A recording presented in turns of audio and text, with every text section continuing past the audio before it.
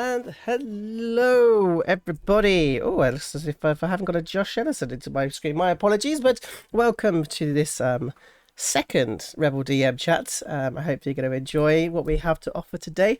And as usual, we put it together some of our great friends from across the pond and across the digital universe. Let me just pop Josh in because I realised we just got this blank screen where Josh Ellison's face should be. I hope that nobody enjoys this. I hope this is just for us. Yeah, it's gonna be. This is a DM only us, chat. If not you're for not you. a DM, leave immediately. I'm planning to sabotage this whole thing personally. Let's have a look. There we He's go. already Good. doing it. He's with a blank screen. He's already ruining it all. Yeah, are you the one you stopped me, Josh?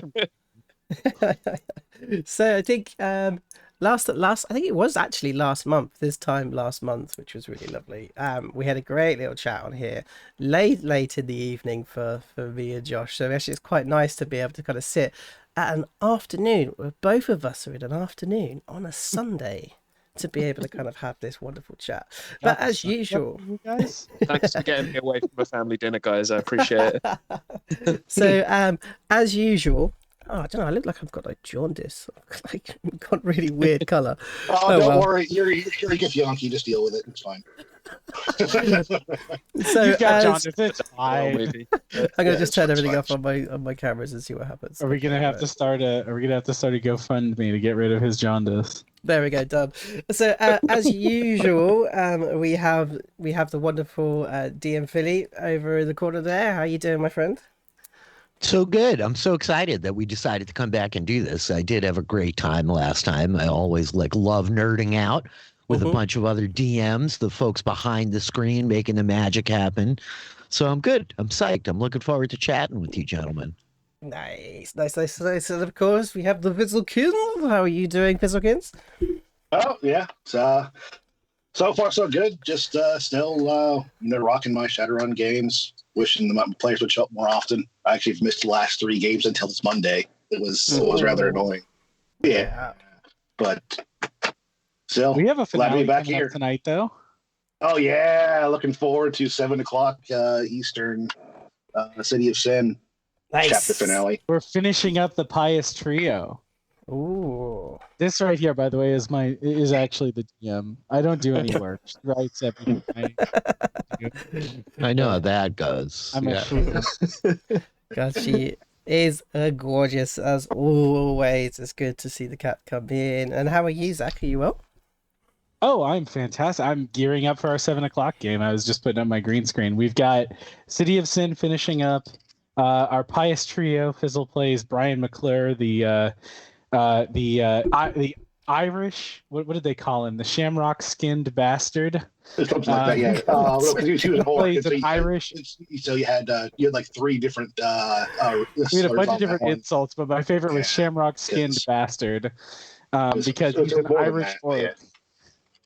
Who is very pious. We have a Father Mackenzie, who is the head father at St. Martini's Bloody Church, a front for the alcohol game running in Chicago in the 20s. Every once in a while, the wine cask just falls off the trucks that are bringing them sacred wine. And then we have my wife's character, who's based off of the cat I was just holding. And they have been following this conspiracy theory of a giant buff, roided out human being who can only say his name, which is Ralph. Yeah, that's who has been plaguing them for the last 2 episodes, and his mechanical friend who holds a long Gandalf-style corncob pipe and uses it to blow fire in people's faces and do all kinds of nasty things. And so they're facing down a head mob gangster who has just moved in from New York and is intent to take over their neighborhood, and they're using shotguns and other various armaments to dispatch the Lord Justice. So tune in for that at 7. That's what I'm. That's excited. a 7. Nice. I'm just gonna make sure everybody can get over there. There we go. But yeah, that's had to move our games. So we were originally doing Saturday in the morning. Then we started doing Saturday in the afternoon. Then we had to move them to Sunday in the evening because we looked at our calendars and for all the, vacations and things that were going on during the summer. And we're about to join a LARP group that Fizzle got me into. I'm putting together a very leather intensive pirate costume so we can go run around in the woods, smack each other with foam swords. So good. Cancel every fourth game if we don't, start moving things to Sunday, because every second or third game is going to fall under someone's vacation or one of these LARP sessions. So now we're maybe the biggest monster of them all, but we're defeating it. Exactly. So that's something to maybe we talk about at another episode. Let's talk about the scheduling, and we talk about how our spreadsheets and the highest difficulty monster in all of D&D. Yeah, exactly. And then we're going to move over to the Winter Wonderland. That is Josh Ellison. How are you doing today? Hello. Yeah, good. Pretty sleepy. Had a bit of a late night, but otherwise I'm doing well. Excited for the chat. Yeah, not really much to report in the D&D side of things. Just kind of when are you bringing those Rhinelands to the streams? Yes. Watch. So that will be the eternal DM struggle. That will be when all the players are free for a session. Literally. Yeah.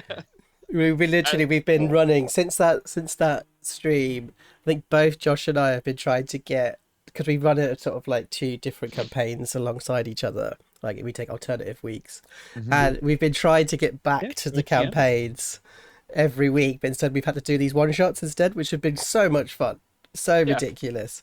But it's that thing of like we're desperate to get back into the campaign and sort of carry on with the big story. Yes, Dan, I know that you're free now, but that doesn't mean it's not just you. It's mainly you. It's not. It's mainly you. But yeah, and anyone who tuned in during the last session of Frostmaiden will know that it's going to be quite a dramatic return. So I don't really want to miss any of the guys out on that. But yeah, so just trying to come up with one shots all the time now, mostly just big monster battles. As you do. as you do. But yeah. I think the last one we were just talking about Tiamat, by the way, everybody at home, before we started. I think that was the last one we did, wasn't it? Was the Tiamat takedown, or did we do another one? Did I run one? No, I didn't. Yeah. I did run one. Run one. Oh, I can't remember. Oh yeah, I started the White Plume Mountain. We did a blind reading. Catastrophic. Blind reading of White Plume Mountain. Yeah. So the guys takedown just sounds amazing. Oh, it was so much fun. The DM, we were self-sabotaging that night. Literally, it was like I think I got a call from one of the players. Unfortunately, had to go to work 2 hours before we started. So I was like, all right, we'll do White Plume Mountain. I'm not going to read it, guys. We're just going to start. And literally, they got through to like the first point where there's like these 3 forks, and they all went off in different directions. I was like, you guys are. I mean, I just had one look over the page and went, yeah, you guys are all dead. There's nothing you can do. But it was great, and I highly recommend. This is, I think, if you're going to run anything out of Yawning Portal, do it blind. Like, just run in and see what happens. Like, it was so much fun, so stupid, so silly. And yes, they're definitely going to die when we finish it, for sure. I will say it's a complete slap in the face to probability theory and bounded accuracy that Rob Thompson is still alive. Yeah, that's true. Yep. He literally ran in. I don't ever want to give any spoilers or anything, but he ran into a room where there was a bunch of constructs and got the puzzle wrong and managed to trick these guys to sort of run the opposite direction towards everybody else while he ran away. And so then, it's like he couldn't help but get locked. So he got locked into so many rooms and managed to get out of it. I have no idea how he did it. He did Damn the same dice thing in our Besem game. Yeah, it's true. Where he fucked all of the players. Yeah, Rob. He always just runs in. It is very much. It's a great way to watch something, and it is a good way to play. I think it's just kick the door in and run in. I think it's one of my favourite ways to play. However, We had a little chat before we started, and we thought today we were going to have a little bit of a homebrewy type special today. Where we're going to talk about kind of mechanics that we've kind of had to put together on maybe on the fly or not on the fly, but had to put together in order to allow us to explore an aspect of the game or create a situation in the game that isn't necessarily in the modules themselves. I think that Zach was the one who kind of came up with this topic, and I'd see if you would like to sort of introduce this in a way that people kind of understand what it is that we're going to talk about today. Yeah, so I'd love to do that. So there's a couple of different ways that I think you can run something like this. You come up with this amazing idea, and you go, that would be really cool to have happen. But you look through the DM guide, you look through the player's manual, you look through all the books that you have, your Tasha's, your Mordenkainen's, all this stuff, and you go, there's no mechanics for this. There's nothing in the game that says, when I do X, Y is going to happen. And so you have to start thinking homebrew. And I don't just mean necessarily homebrew characters, because it's very easy to like homebrew something that's very broken. But if you want to create a seamless experience for your players as a DM, you have to start homebrewing something with the idea of balance. For instance, in our school days at Stone Shaper High, I had this idea for an Iron Chef competition. Because Fizzlekins plays a Southern Comfort chef who worships the god of the hearth, and instead of a battle axe, he uses a frying pan, and instead of components, he uses spices, and instead of a spell book, he has a cookbook. So the moment he made that character, I said, I need an Iron Chef style fight.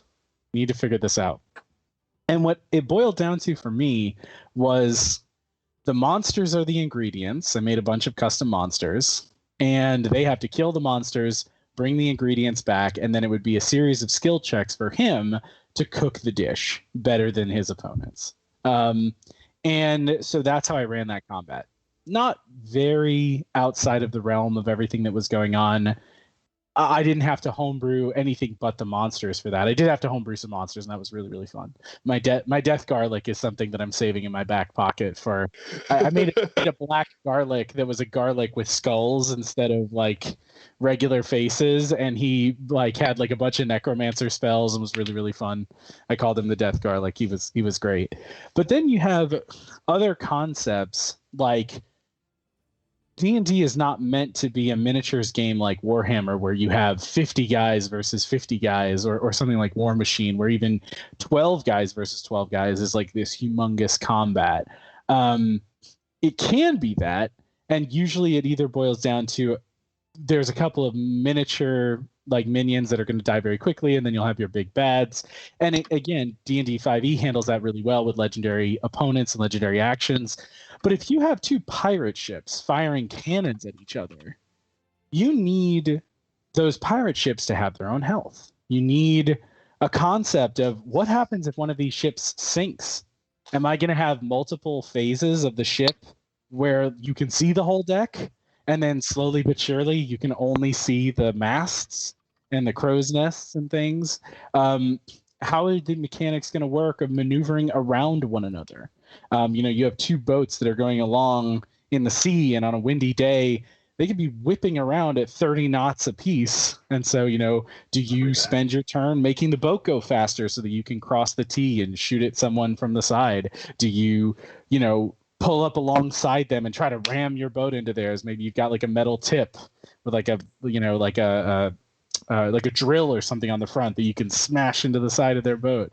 Mm-hmm. Do you, slow down and let them go past you and then try to turn and shoot at them? So there's all these different things, and D&D 5e has a lot of great stuff, but it doesn't have, these epic naval battles. Or let's say I remember I gave an example before we got on where you have two carts that are chasing each other in the woods. Like you have a caravan battle or like, a chariot battle. What are you going to do? Just have them stand next to each other on the battle map the whole time and have people fire arrows, jump back and forth? Well, that's fine, but that doesn't account for the fact that they're moving.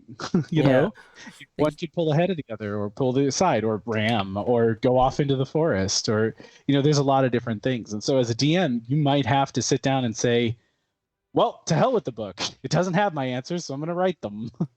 And so that's kind of where I'm coming from. You're very, very nice. I mean, I think it's I mean, I'm agreeing with I think Melissa this on the chat here, which is I've run a pirate ship battle like this and it was hectic, but it was very fun. And like, yes, I mean, I've been trying to do pirate stuff for a while and try to do ship battle stuff. And it's like there's this really difficult thing, which is in Saltmarsh in particular. They've got like, oh yeah, we've got these mechanics, right, where you have these ships and then you have, 3 actions, 2 actions, and 1 action, depending on how many crew they are. And then you go, how do you get rid of? Where's the getting rid of crew mechanic? Yep. Right. Where's the casualties? Right. Like, it doesn't exist. So literally, I was there going, how do I make this work? So I originally came up with a system which was every time they had a hit, there was a possibility that it would be a hit that was just like slammed into something. Everybody was out of the way. Nobody got hurt. There was a possibility of some people getting injured, and then there was possibly of a big hit where like a certain number of people get hurt and like get killed.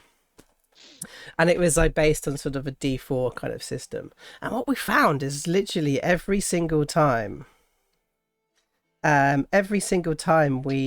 had a battle, the guys would lose like 16, 20 crew members in the middle of the ocean, not being able to do anything. Exactly. So we're like, how else can we kind of change it? And we tried something else. I think I spoke about this last time we had a chat, where we had some big deaths happen because we tried a different system and it just didn't work. So like we're constantly searching for ways of being able to kind of look at this single problem within sea battles. But I've got a big worry because I've got to be doing a huge sea battle when they come up against the big bad, which they all know what it is, so it's absolutely fine to talk about it, which would be like the kind of the Kraken-esque kind of creature. Leviathans, let's go. Yeah, and I wanted to turn up with 16 ships to attack each other with a load of from their armada that's coming in, and it's like, how do we do all of these kind of crazy things? Which I'm still looking forward to doing, and I think something that Josh was saying just earlier about it being our game and our table. You gotta say which Josh. Oh, sorry, Josh. That way, Josh Ellison. I'm Fizzlekins. It's fine. Yeah. Okay. And like, to be fair, that is a quote I took directly from you, Joe.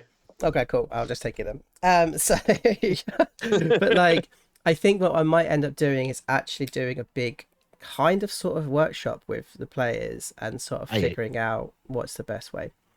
I think that's brilliant, because I think like the unsaid part of what we're talking about here is like there's this perpetual like alignment that we're all looking for as DMs with the players, right? And so Zach's talking about like, okay, as soon as I have a player that's making like this Iron Chef, this Southern Comfort Chef, like I know I'm building towards this type of encounter that the rules don't support. So I'm going to like build rules to support that. But there's the perpetual misalignment that I don't know, maybe I'm out on a limb here, you guys, where like we have an idea as a DM and are like, oh man, I want to do mass battle, I want to do naval combat, I want to do like ship to ship warfare.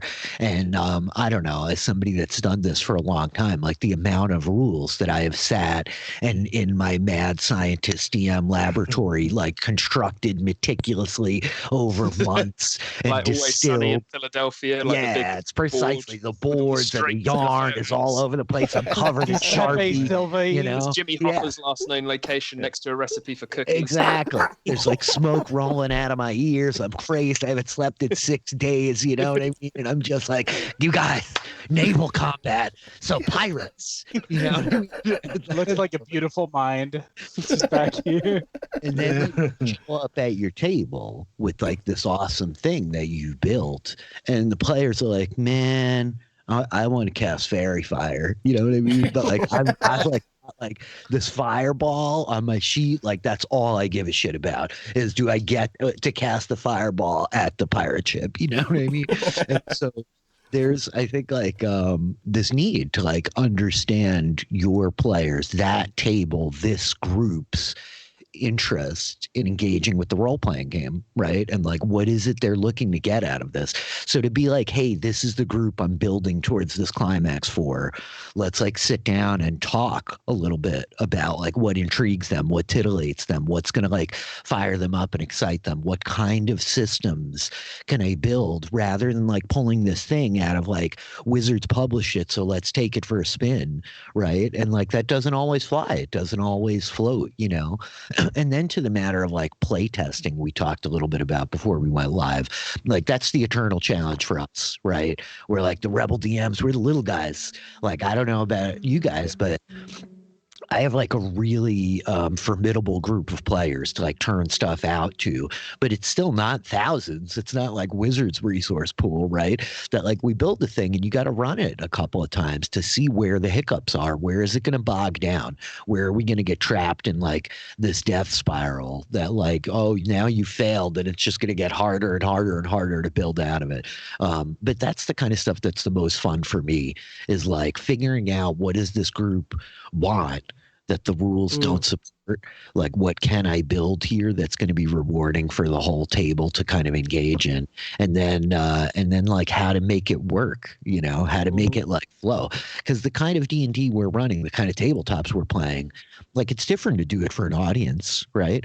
We're trying to like present something that's like forward facing, that's exciting for a random person to come in and like participate in externally without having the dice in their hands or like the authority of the decision making, right?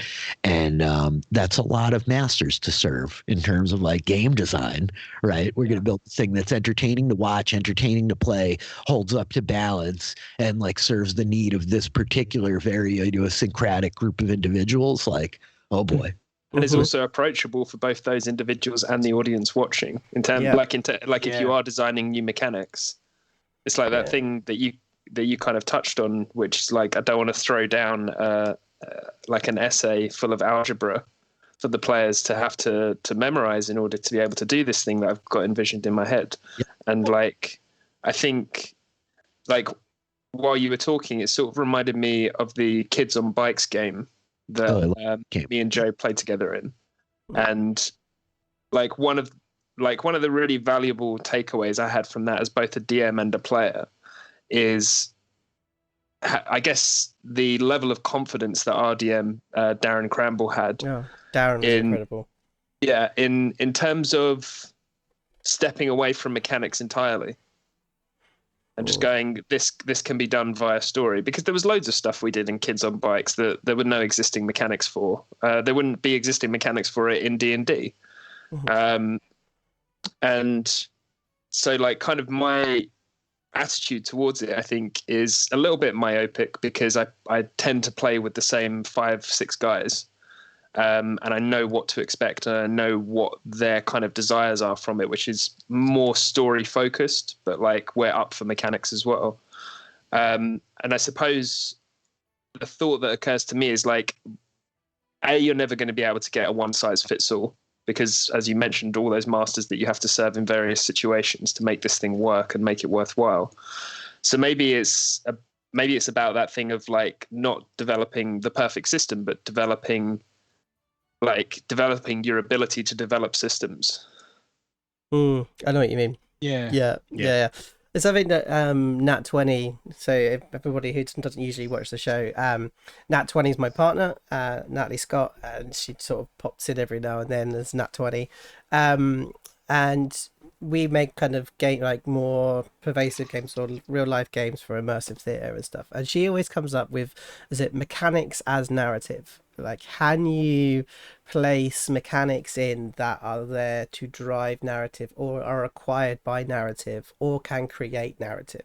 If that doesn't happen, there's no point having the mechanic. There's no point even having it, because it doesn't do anything. It's not driving the narrative, not driving story. And I think Josh and I are very similar in this, if that we believe in that kind of story driven D&D. And if battles happen, cool. Although if we roll dice, cool. Right. But if we don't, then we're still role playing and we're still having a lot of fun. Although coming back to that point about having different masters and stuff, it's like there are really crunchy tabletop roleplay groups out there. like super crunchy groups, super crunchy players, and super crunchy DMs who are like, no, like this is the. I mean, I don't want to speak for them because I'm not them, but like this is a video game with more freedom. This is Dark Souls with more freedom, with more creativity. And we want the rules because we want it to be really fairly balanced. And this is something I've been thinking about. I don't want to talk about it too much because I don't know if you've announced it properly yet, Joe. But the thing that we were discussing before we came on. Yeah, not yet. We haven't discussed about it yet, totally. Yeah, it's something that will necessitate, to an extent, a much more stringent sense of mechanical balance and fairness and consistency across multiple parties and multiple DMs in order to maintain a fair standard and give everyone a fair crack of the whip. I just want to say I love crunch. Like I love like story elements, and I love like narrative, the narrative like driving the game, and I love to like sit and just linger in like a quiet scene and role play without touching dice for hours.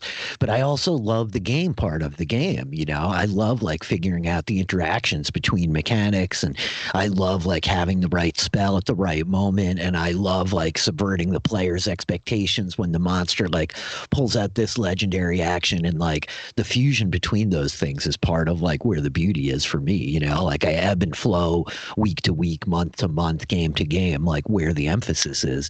But I think there's a lot of fun to like the crunch of it. That's what a lot of people are attracted to about this hobby. Like not for nothing that we end up like compiling these stacks upon stacks of reference books. Like they're just rules, you guys, you know. and the number of characters you roll up as well.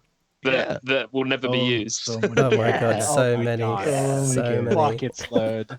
It's funny though, because like I think DMFilly, I think you really hit it on the head. Like there are two different kinds of people that play this game, and there's a million, you know, shades of gray in between them. Like, you know, not to put everybody into two camps, but like when it comes to people who are really into like, you know, mechanics for the sake of mechanics, and you know, if narrative happens, great, versus the opposite, which you were talking about, Joe.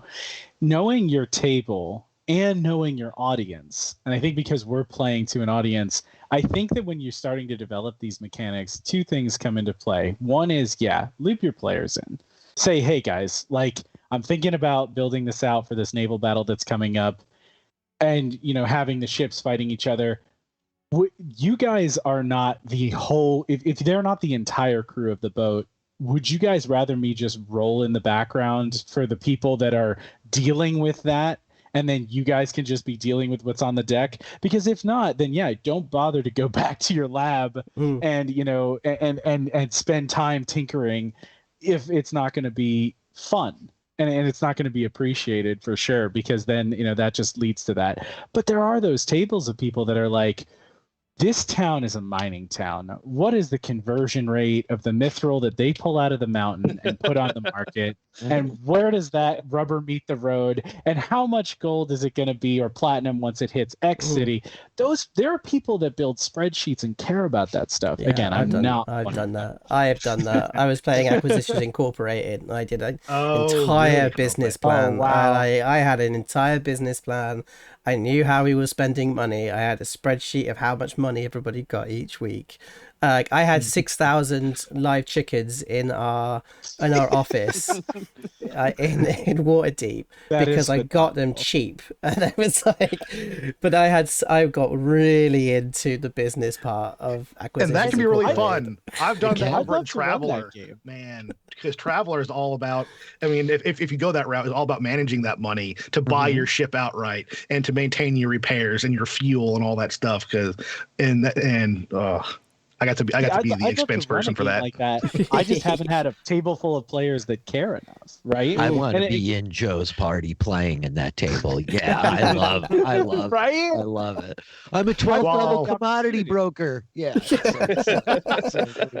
So what I'm hearing is we need a Rebels DM game where all we're doing is crunching numbers. Just crunching numbers. Yeah. We're all clerks. Dude, we could call it the Crunchy DM table. That sounds horrible. Well, then you don't invite me. It's fine. Or you call it get Robin here. Don't break this for us. We could call it DMs of industry. DMs of industry. Oh my word! Deep fried Look at me. deep fry. For that extra crunch. But it is funny because I know that Josh and I have these huge conversations about like realism and like realism in mechanics. And there's some things that we'll be sat there talking about a monster, and Josh would be like, "Yeah, but we need to figure out like how does the ground actually move, and like how much pressure does the earth, the ceiling need to bring it down? Because if you use Thunderwave with this particular," and it's like we got into this huge conversation about the physics of this cave, and it was like, how far can you go? I do love those chats, like caning cigarettes until 2 a.m. after a session. Like, well, one of my favorites is my brother. One of my favorites is my brother was like, "All right, the movable rod. It says it holds itself in place, but is that relative to the Earth, relative to space, or what?" So he actually made what we call discount magic items that were just magic items that were made all weird. So he loses a movable rod relative to space itself. So when you use it, it just goes poof, because you're on a planet that's orbiting the sun. Well, there goes that plan. That seems like a great I feel travel sorry for that technique, bird. though. It feels like a very potent travel technique. You just get to punch the immovable rod. I mean, well, you better turn it off really fast. On tight, we float in space. Because but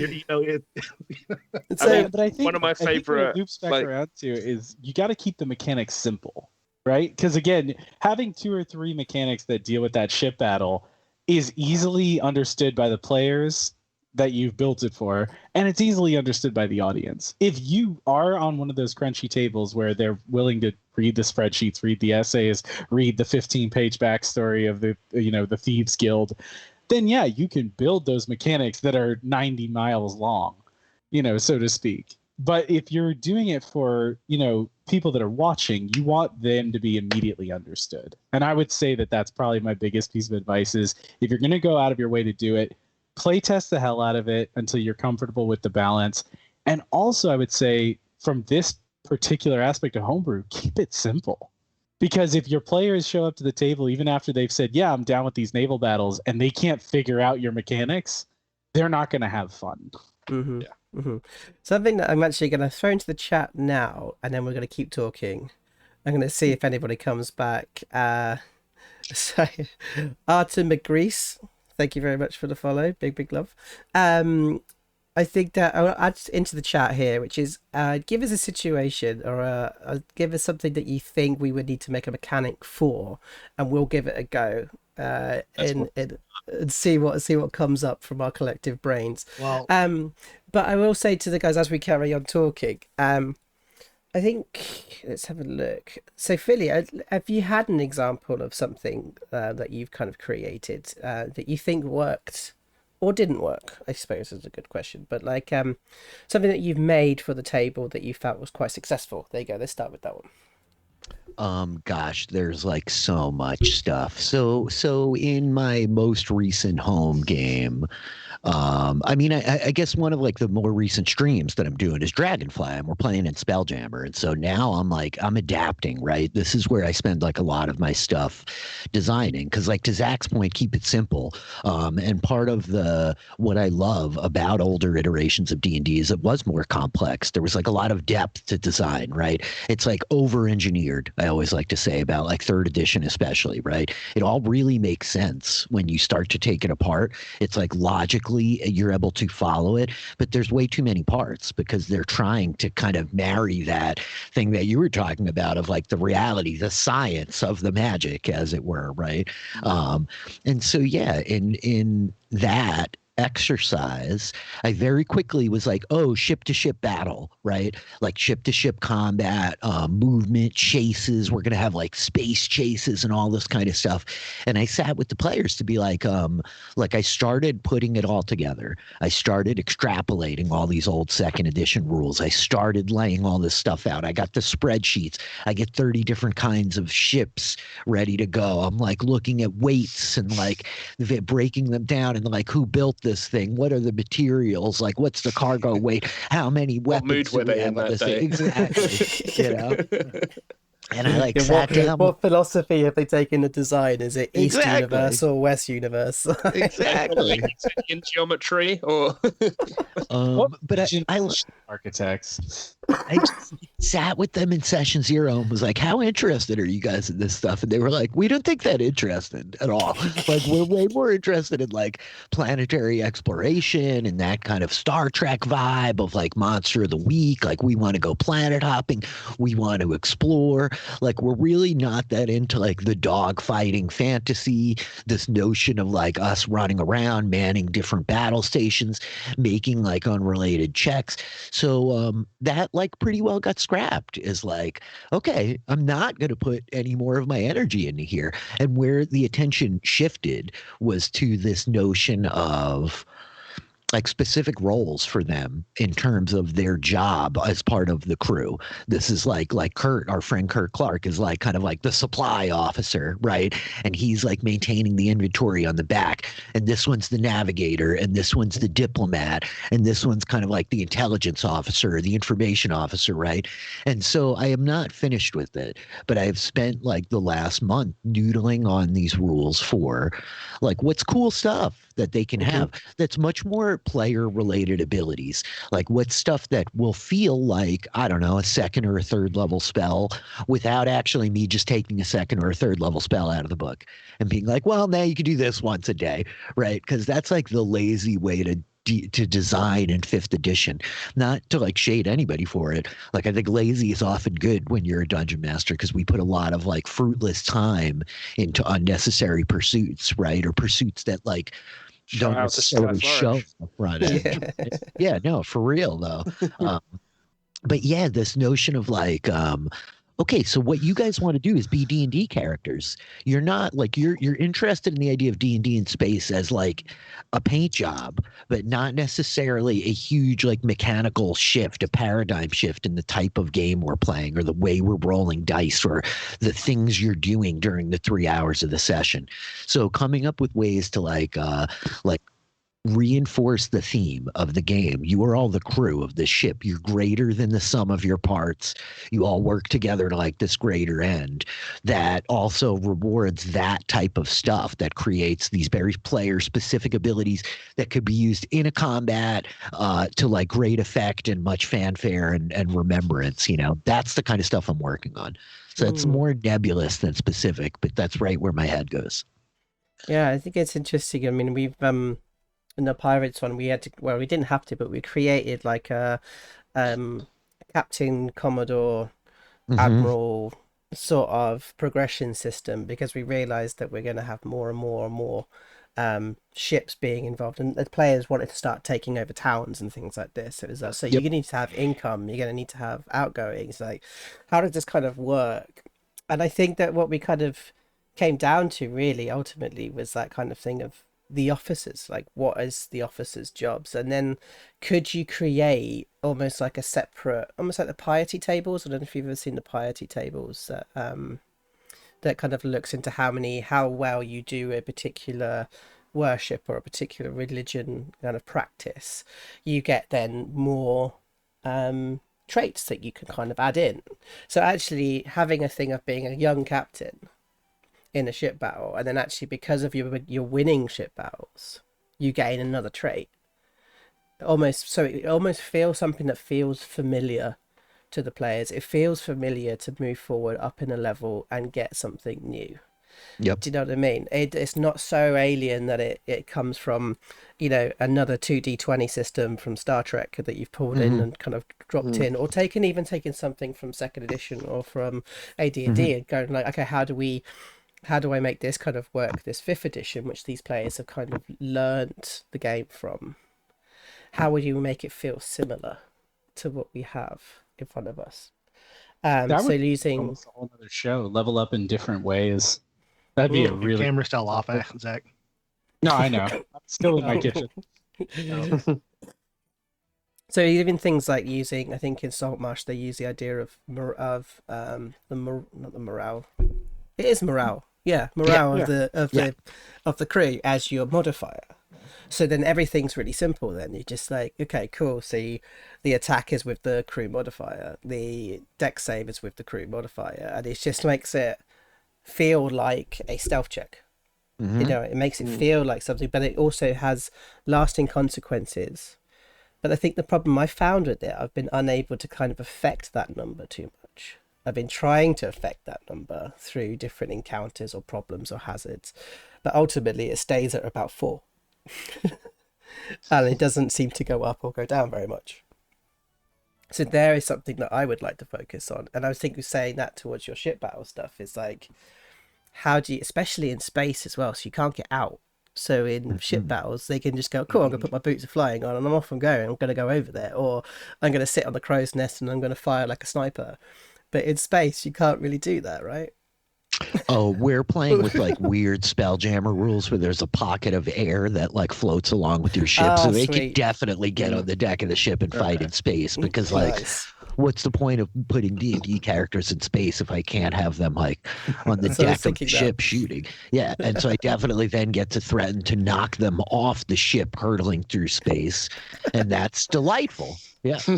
Yeah. So that's one of the things with Spelljammer is with but your Spelljamming ship creates its own pocket of gravity and air with it and travels through the space. And so of course those ship battles, you have the two pockets coming together.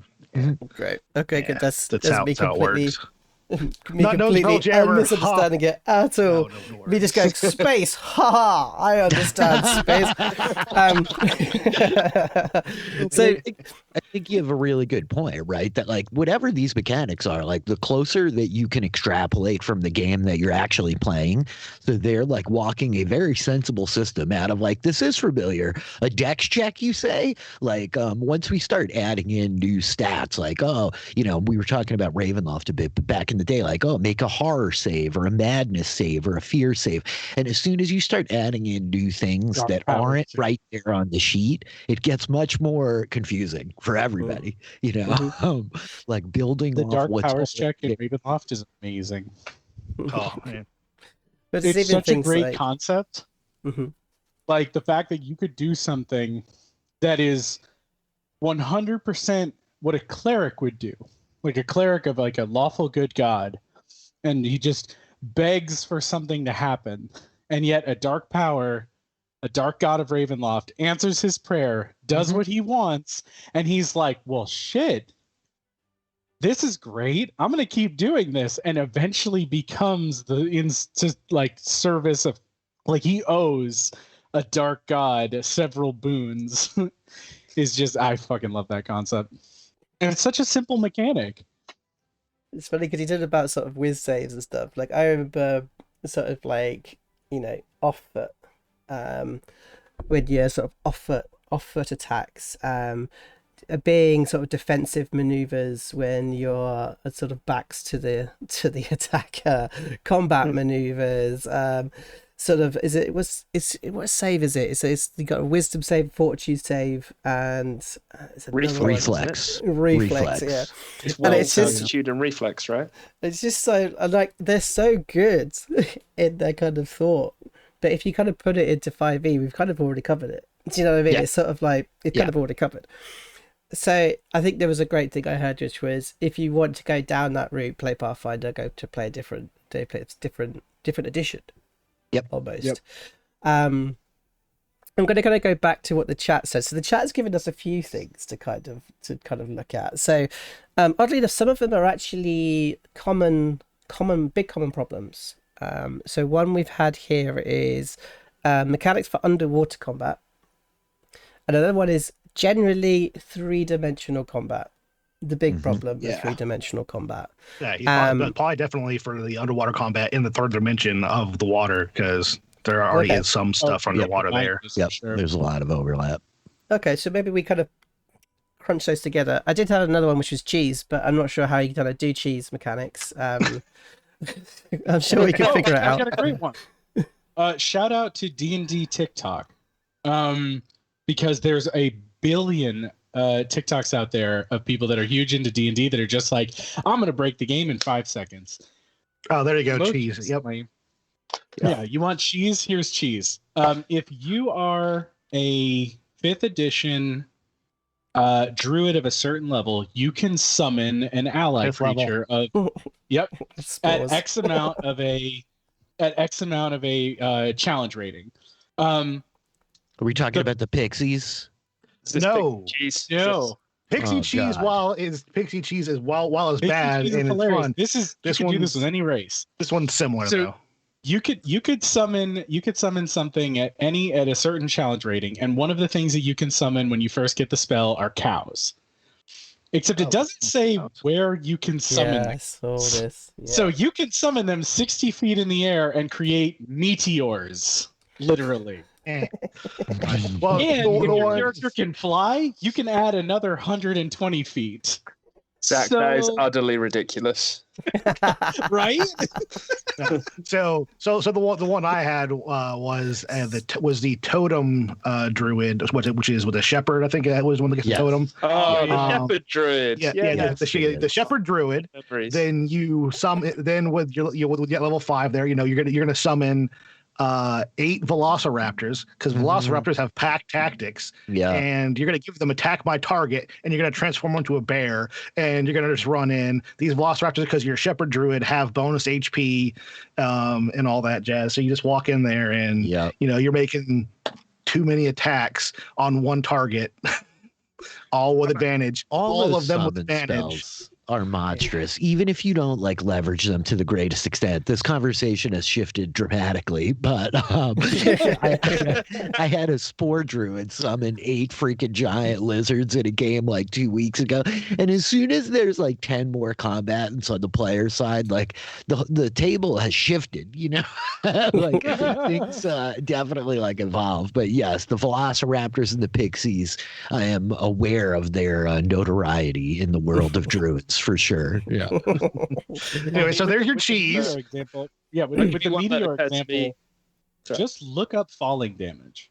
Yep. Just This is look what I saw. up impact from height damage, and anytime you can get something higher than it's supposed to be and drop it over top of someone's head, the amount of damage you can do is dumb. Mhm. Well, I mean, then just go be a wizard with the creation spell and have something on deck that's very dense, and just go, then let that cube fall to the earth. I'm sorry, I didn't mean to step on you, Josh. Go ahead. Oh, that's fine. Anyways, yeah, let's get to this 3-dimensional stuff. Yep. So, 3-dimensional battles in water. Okay. So, underwater battles. So we know some things are available in the book. So what we're going to do we want to keep those, or do we want to ignore them completely?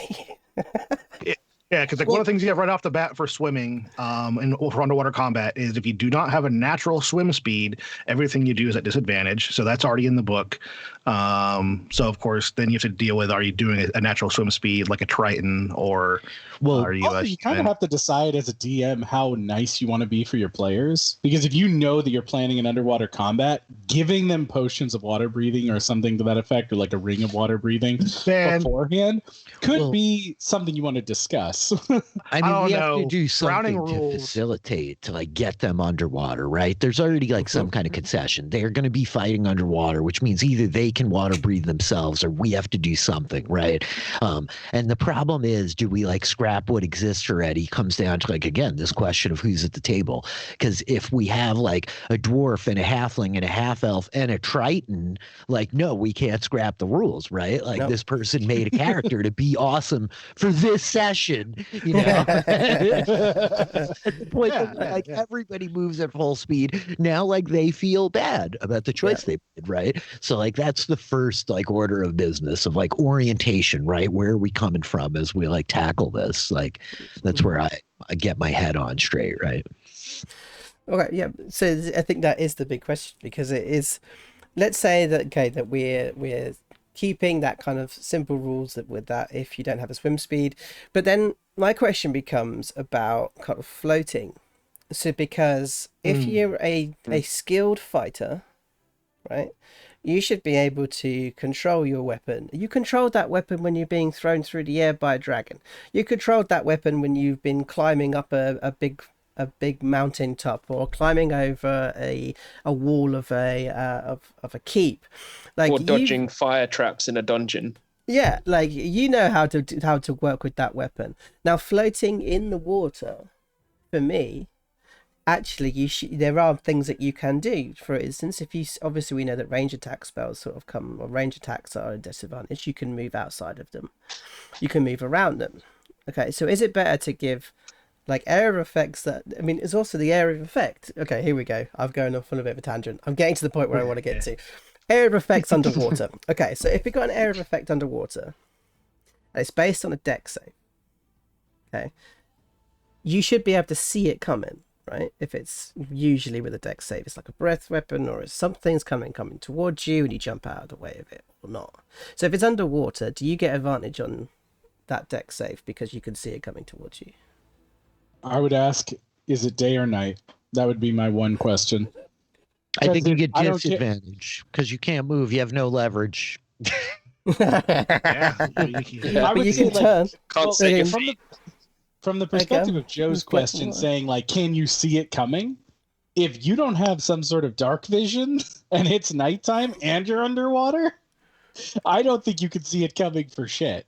Like, unless it's lighting up what's underwater, like actual lightning, like or magical fire. Even then, lightning though, that's a fun one. So yeah, this is something that me and Josh have talked about. I would double area of effect. No. So the one group I'm with right now for doing lightning underwater is, yeah, you have the lightning, but instead they treat the area of effect, they treat it as a line of fireballs because the dissipation of the lightning through the water as well.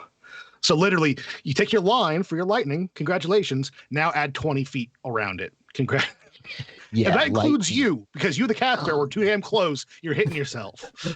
Don't use lightning underwater. Okay. Lightning spells used to be terrible in water. Yeah, they used to get like very horrific. And I like stuff like that. I like incorporating stuff like that, you know? Like I'm always inclined to add more to what exists, right? To like, okay, let's keep all these rules of like the weapons and the this and the that, but how do we like build more on top of that to like make it more sophisticated? And so like, yes, like being like, okay, lightning spells are going to do this and fire spells are going to do that. Like I love that already. What about cold spells? What happens when I cast Cone of Cold underwater at the Kraken? Like that seems like it's got to be a nightmare. Is that like change terrain, right? Do you get stuck in the water? Do you become trapped? Can you trap people in the water? Yeah. Do you know, if you trap them, if you're able to keep that ice keep it cold for an hour, they drown. Do you know what I mean? That little potion that they've drunk to actually get them to the battle. Well, really, it's one of my favorite design considerations for encounters is going, what are the player abilities that could effectively mutate the environment in which the encounter's taking place. And most of the time, like low levels is not going to be much other than they might be able to start a fire or a forest fire or something like that. But yeah, that idea of fun one. Oh, sorry. Continue. My bad. Oh, it's okay. I was just going to say, like, the idea of like, you guys can do crazy shit. What are the crazy places I can create that can make that shit even more interactive, even more weighted, so that you're getting a bit more bang for your buck. You're getting a bit of a bonus. Like you expected to cast a fireball, well, you did, but there was also flammable gas hanging 2 feet above on the floor, so now you're on fire. And there's steam that's now bubbling through the water and firing up to the surface. You melted the wax golem, and now it's come back to life. Like, but then you have stuff like Thunder Wave and stuff that pushes stuff away. I actually had this happen in one of the games I was in. We were literally in the water. The pool was like only 10 feet deep, and one of the players had the bright idea of casting Thunder Wave, which pushes everything away from you. And in this case, that includes the water. So he pushed all of the water 10 feet away from him. So he fell to the ground, taking fall damage. And then all of that water comes crashing back in for concussion damage, because that's so you can consider that. So if you're underwater, made a vacuum. You know, you'll create a vacuum if you do that. I mean, same thing with like Fireball too. I mean, really, Fireball would create a vacuum underwater as well. Think how depth charges work. It's pretty much what you're doing with a Fireball underwater, and obviously Thunder Wave. I think some of the best answers to this question are a spellcraft check. because like I know I'm borrowing that from third edition, but like I love to bring in checks from other editions that I've played if it fits something that fifth edition doesn't have. Like because you could always make it an Arcana check. But like a spellcraft check is like if that person goes, I want to use Cone of Cold underwater to freeze this person in an air bubble that they're breathing so that the ice floats up and out of the water. It's like, okay, that's not really what Cone of Cold does, but I love your creativity. Go ahead and make a spellcraft check, and I'll set the DC at like 15. And then you just see if they make it. So I don't know. That's how I like to like you were saying, DMFilly, like take what's there and add to it. It's like, the rules are meant to be adjusted for situations like this. The people at Wizards aren't going to be able to give you every scenario. I love finding ways to like bring in passive checks too, right? Like normally, the investigation check, the stealth check, this is like your action in combat. And to find ways that like, we all are walking around with this accumulated summation of knowledge. And like we make these assessments in an instant, right? Like we know all this stuff. You've lived all the days up until this very moment. So you can make the decision right now. And like, I love that notion of like, make an Arcana check and like, let's see if you fuck this lightning bolt up and kill all of your friends, like make an investigation check. Let's see if like you notice what's going to happen when you cast Thunderwave in this underwater cave and crush everybody. You know what I mean? I love these notions of like layering in things that it comes back to like what we're talking about, right? Building off the stuff that's on the sheet, like taking what's already there and just adding something that the players will understand intuitively, right? It's not like, well, let's open up the binder, guys, and consult the chapter of underwater rules that I built, Yeah. But then this is an interesting thing because we were talking about spells. And something that, again, because Josh and I live with each other, literally, he's in the room over there. Hey, guys. Hey. Is that, we make a lot of things, we make a lot of things and they either favour the martial classes or they favour the spellcasters. Yep. So here we're talking a lot about spells and how you can creatively use spells in many different ways. Your martial classes now, however, they are much more of a disadvantage in this environment. So how do we rebalance that so that they still have things that they can kind of play with, they can do to be able to still be, hey, let's be honest, heroic and cool? Screw them, let the muggles rot. Kidding. Sorry, I blacked out for 2 seconds. What happened? I'm kind of with Josh. I'm very much but so where like inherently my head goes to is going to be like, okay, so most of these martial classes are going to have a really high dex or really high strength. We have to accept that in 5th edition, like having a really high dex is equitable to having a really high strength, I guess. You could be a master archer with an 8 strength score. Fine. Okay, I got my head around that. So what if we're like, again, forcing them to make a passive check that's related to either acrobatics or athletics, because they're going to have proficiency in one of the two. Otherwise, they did a bad job making their character. Can I be judgmental here for a second? Yeah, I agree. So like they're going to have a much better modifier on those rolls. So they need movement, right? Like these martial classes need movement. So what if you build that check into their movement somehow? Like if you're able to make the, athletics check at a DC of 15 rather than 10, then you can move at your full movement speed this round. If you're able to make it at like, 20 rather than 15, you don't have disadvantage on your attack rolls. Like, is that too punitive? Is that too much work? Now we've got everybody like rolling extra, like 4 extra 20-sideds every round on their turn, right? If we want to avoid that, but like that's where my head goes, right? Is to like, how do we bubble it in? But what happens if it's about like maybe it's about actually the setup? So I'm going to use that word that you hate, Philly, which is tashes, right? So we've got this. So things like the new targeting mechanic for rogues, so that you can give yourself advantage if you don't move. Silly, you've got so many ways of getting advantage anyway. However, I do like this idea for underwater combat. Sure. What if you could set yourself up? So that's actually what you do, is you set yourselves up for advantages, or you set yourselves up for being able to kind of attack a few more times, or maybe to do max damage.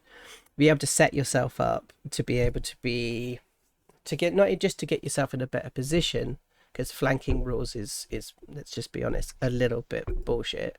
But actually more to be able to get you in a place where you could use the environment, explain why you get better stuff for it, and explain why you can hit harder with it. Or even be able to kind of, for instance, sneak up on somebody underwater. How could you use, as you say, those acrobatics checks and athletics checks and actually make it so that you're setting up, like a smite almost, like you're setting up this, and then this, and then this, so that on my turn, 2 ways down, I'd be able to do max damage, possibly crit it, and actually kill this thing with 1 hit. You know, because then you've got the spellcasters doing all the cool stuff around you. So that the martial class can come in and do that stab.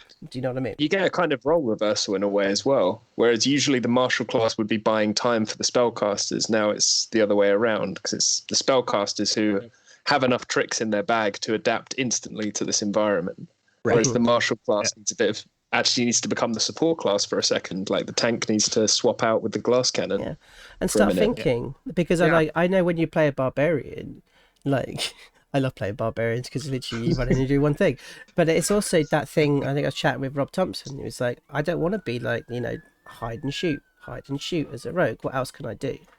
Maybe I'll just put my bow away for 2 sessions and just see what I can do instead. So this may actually open up something. I mean, especially if you took a fighter, even if you started using more of the kind of the battle movements, what are they called? The battle maneuvers, the maneuvers and things like this, like making you think outside of your class for a bit, and thinking and maybe looking at your numbers again back to crunching, looking at your numbers in a more interesting way. Oh, you want to get crunchy?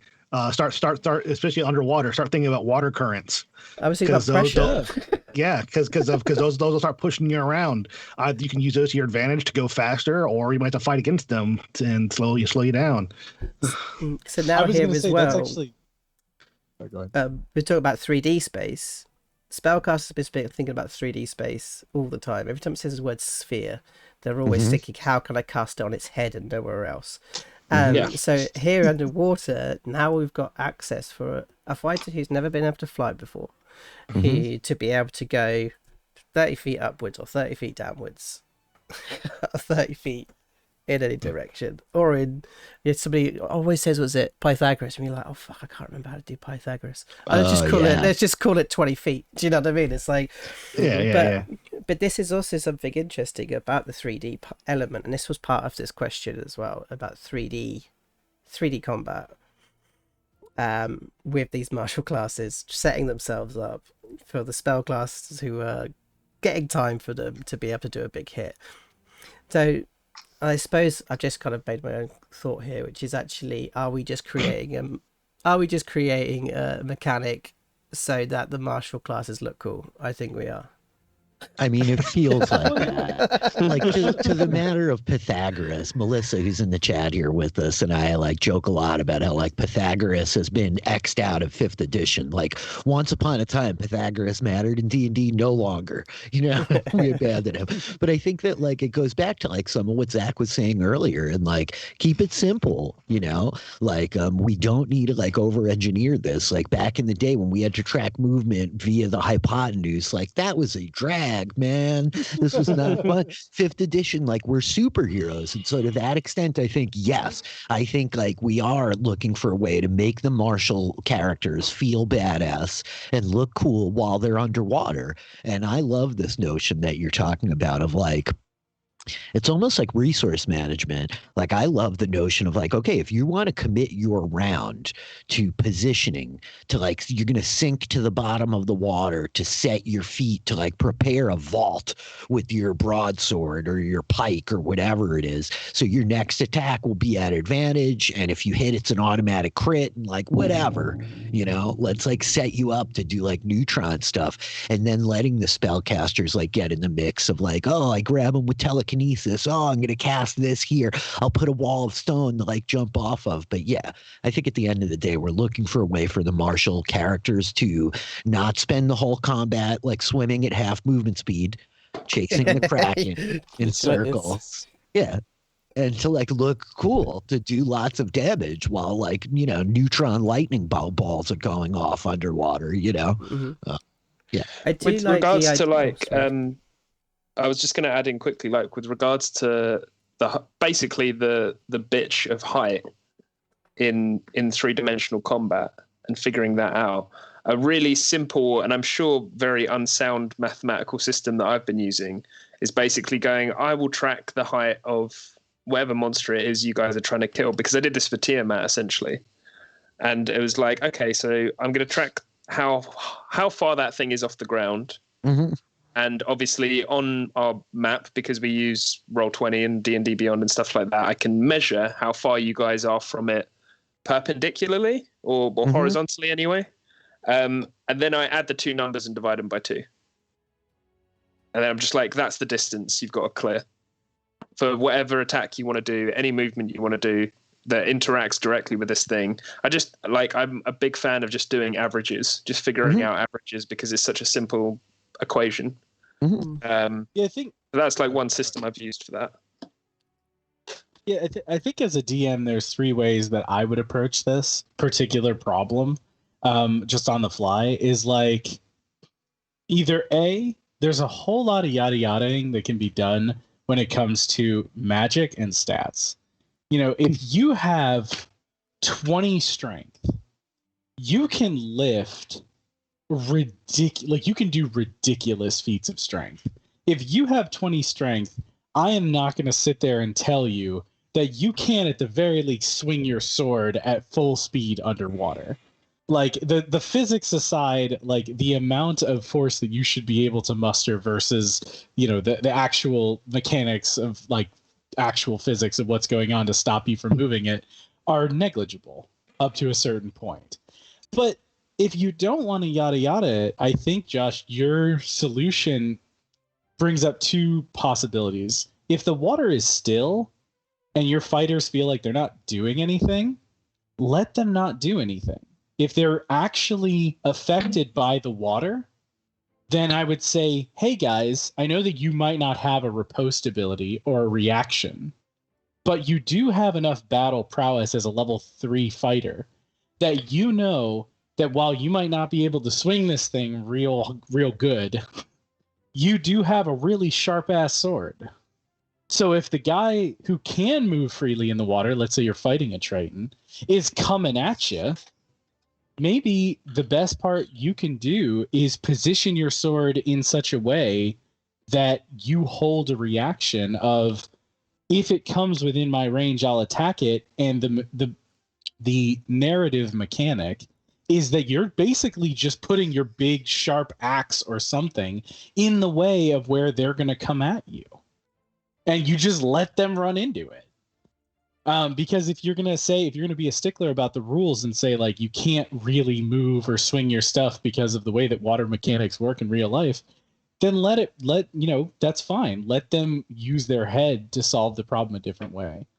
And so that's where I would start saying, like, hey, you might not be able to move, in plate. You might be sinking like a rock right now because we just dropped you into a sewer.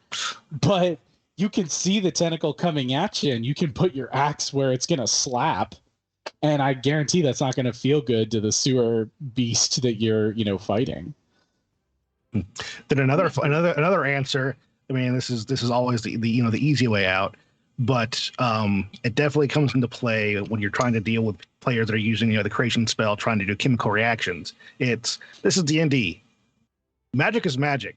The world runs on magic. So the physics and the biology and chemistry that right here, right now, has no bearing whatsoever in this world. Is another thing you could do as well. Just to help cut those things out if you have to. So it could be like, all right, because of the magic in this world, you're not going to be hampered by the water, type deal.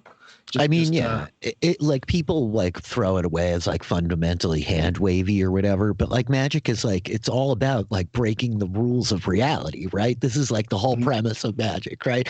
Like here's the reality of this existence that we're gonna all like build together, but like magic shatters this.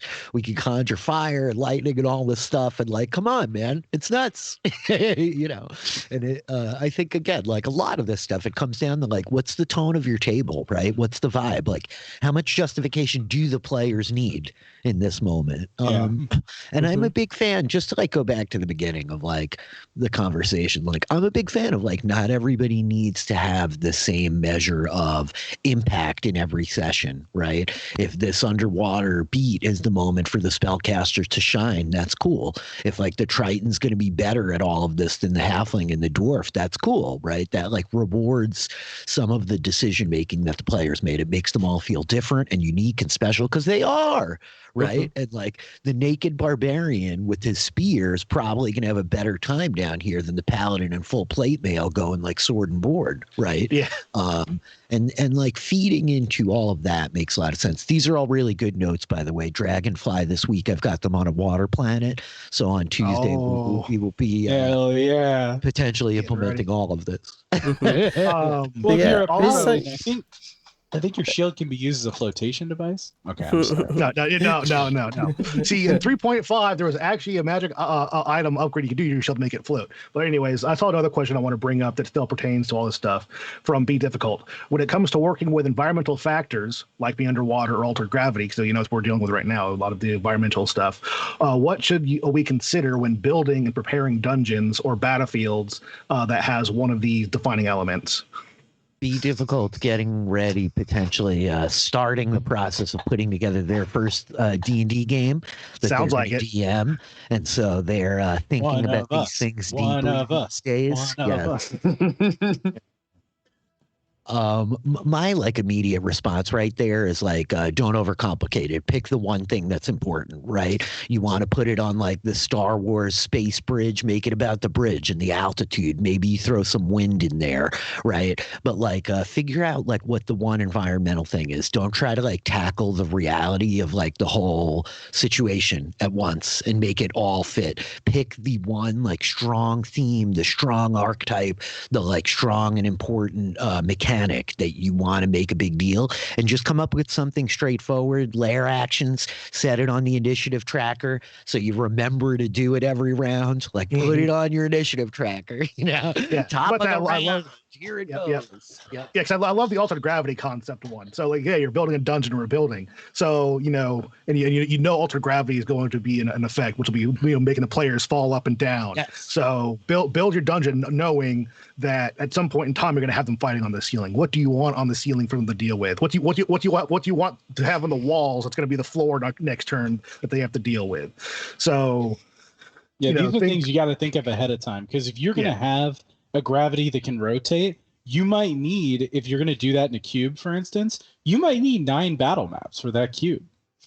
Because if the gravity could be shifting in one of, you know, these directions, you know, there are walls all of a sudden and there's a different floor every turn, you need to put what's on that floor. And you need to be able to figure out in your head, you know, where they're going to go. And I mean, there's other simple ways to do it. Like if you have, let's say they're running through a volcano, and you know that there's going to be lava bursts popping up here and there, you know, chart that out. It doesn't have to be on the map obvious to the players, but that's a really great DM way to be like, you know, there's hazards here.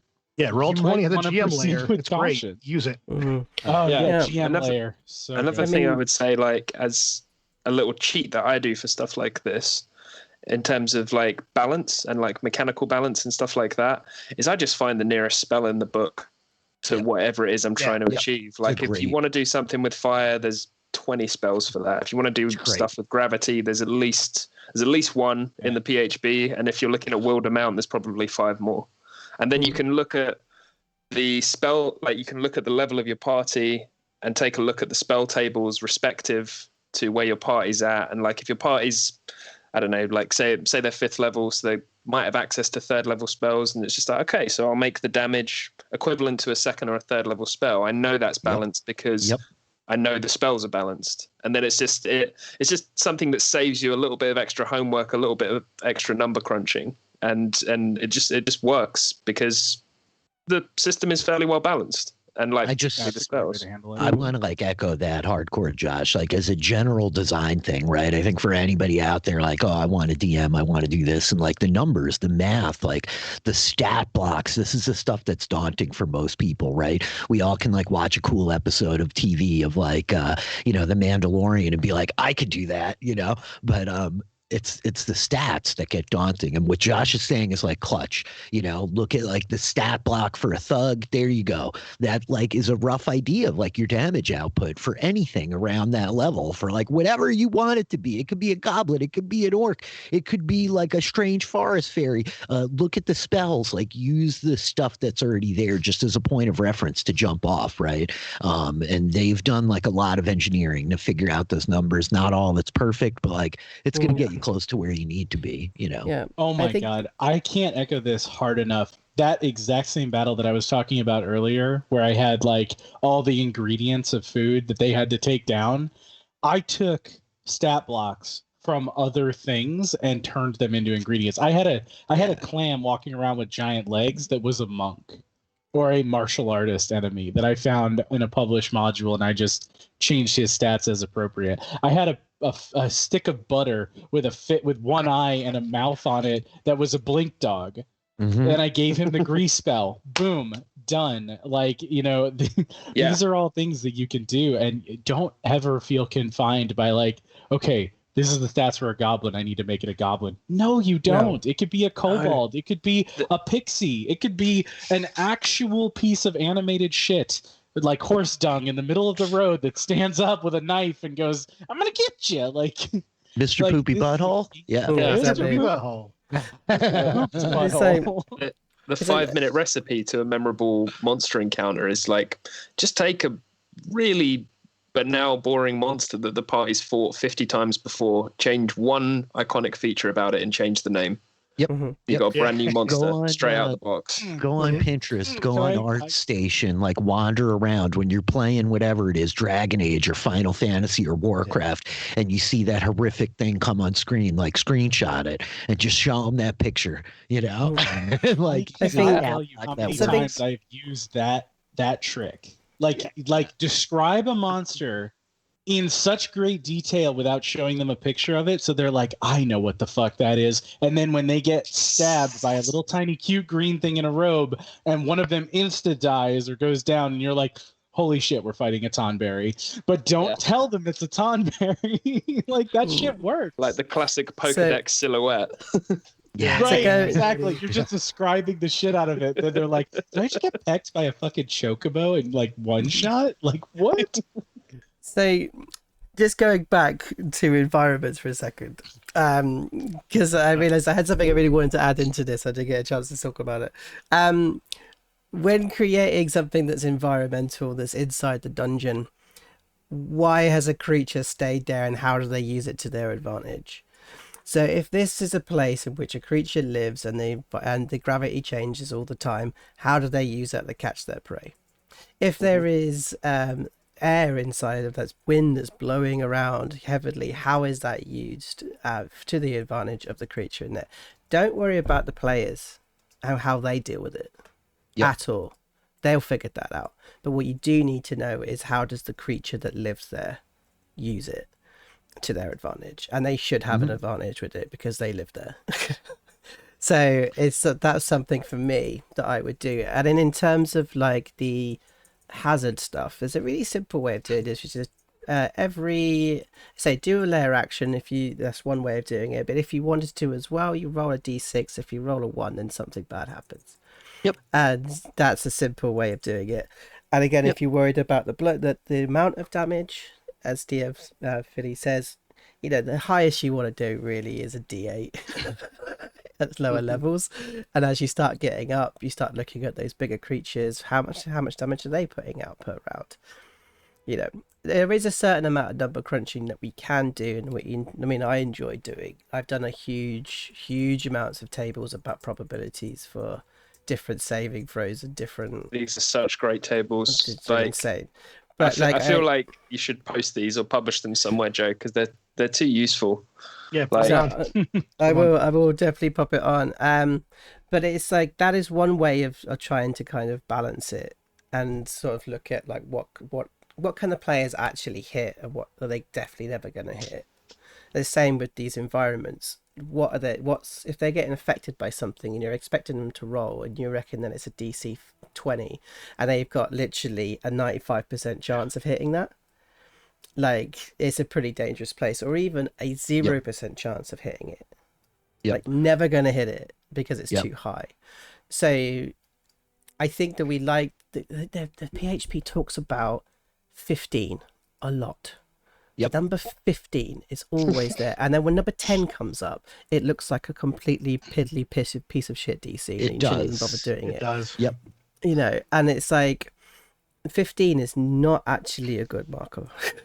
No, it's not. It's a benchmark for a first level character that's coming in with a +2 proficiency modifier and +3 in their highest stat. There you go. It's a 50-50 roll. Like, you know, it's really hard to separate yourself sometimes and like actually perceive the math that's happening underneath the skeleton of 5e. But yes, 15 is like garbage low, you know? It's so low. Because there comes a point. It is trivially easy for most characters to do. Yeah. Yeah, because you turn around and you're going for let's say you're trying to hit, even if you're talking about AC, 26, trying to hit something that's 26. If you've got a +13, you've actually got like a 45 to 65% chance of hitting that. That's pretty good.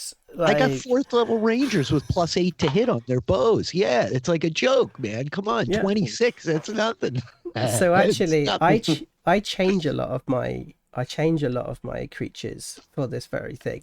You know what? A goblin? Yeah, a goblin's got an AC of 17. Yeah, he's going to hit for a +9. Oh yeah. You know, yeah, he's going to. I'm a huge fan of armor on monsters, you know, like giving like actually the goblin like real armor and like bumping his AC up is like really, really big. Yeah, I think it's huge. And I think your whole point about like environmentally matching, like how does the creature that is part of this environment adapt to whatever environmental consideration? I think it's like really, really big. It's part of like thematic design. And I think the last thing I want to say as we're talking through all this, and it reminds me is like I run City of Mist on Sunday nights where we're playing tonight, but a big thing they have there is like you have MC moves, and one of the MC moves is hit them with fair warning and then like make something horrible happen. But it's this idea of like telegraphing, right? And so when you're doing these environmental adventures where there's going to be a major environmental aspect that's going to affect the party, I think it's really important to like telegraph that in ways, right? To have like, if not like an actual escalating effect, like being sure that you're hammering home, like reinforcing these themes that are going to be relevant. So when the environmental thing does finally come up, the players aren't like shocked and caught out of like left field, right? Like I'm always talking about how you want to subvert the characters' expectations, not necessarily the players.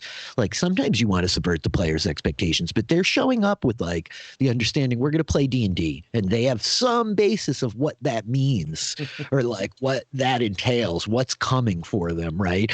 And when they memorize a bunch of spells because they're going to be underwater and then everything changes, that can be really unfulfilling and frustrating, right? So being able to like telegraph stuff and coming up with an escalation of like the first time the wind hits you, it's just pebbles up off the ground that it's 1d4, and the second time it's a 1d8 as it slams you back into the wall, and then during the boss fight it's trying to blow you off the bridge so we can take 20d6 fall damage. You know what I mean? Or whatever it is. That's exactly take a stroll through the fire swamp. Give them fair. That's exactly like video game design. It's like you introduce a hazard to the player when they have one hazard to deal with.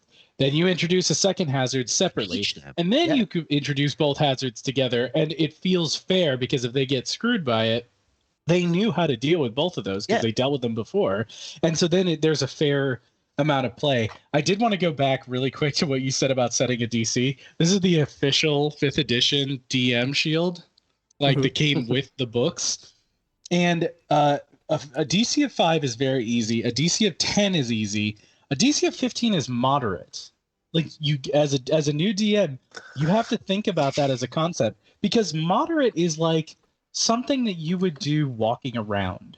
That is like a basic ability. And everything beyond that. I mean, going for a run is moderately difficult. Right, exactly. I think it's like the notion that somebody trained in this thing with a bit of aptitude could do it pretty easily, right? Like so that's the notion. 20 is hard, 25 is very hard, and then 30 is nearly impossible. Mm-hmm. Now, I've seen people roll 32s. It happens because, like you said, a rogue is going to train all his life to pick locks. When it comes time to roll that nearly impossible 32 with advantage and all the other stuff that they have, it could very easily happen. Also, and so, yeah. Just to add on to the point you're making, like there are a lot of not even just capstone abilities, but like mid to high level abilities that make your rolls count as a certain number. Yeah, like, you can't roll lower than 8. That. Like the barbarian, it's automatically your strength score rather than whatever it is you rolled. Like the rogue, I think they get something called like, what is it? It's not bountiful luck. It's something else like stroke. Reliable talent or something like that. So it's like any ability check is now a 10 or above. And then after that, I think they get a higher level ability, which is like, oh, now something counts as 20 if you need it to.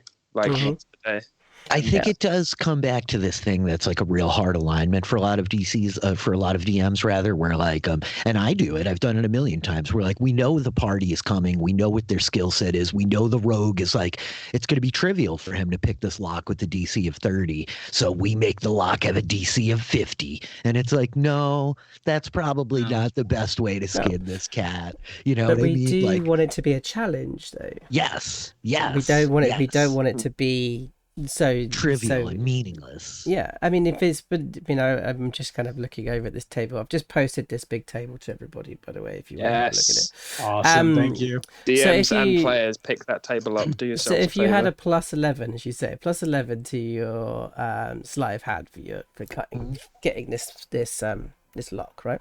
So actually, if you were, if it was a DC 15, so our moderate. Yeah, you've got an 85% chance that you're going to be successful at it, which is pretty insane. So actually, you can push this up to be more difficult. Yeah, 30, you've got a 10% chance of doing it, but you could do it.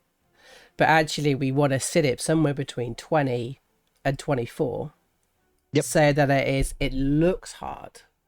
To everybody. When you say, okay, I'm looking for a high number, they roll a 23, and you go, yes, just. But they go, ooh. But actually, in terms of the numbers, that's in their sweet spot. 20 to 24 is their sweet spot, between 60 and 40% chance of being able to be successful.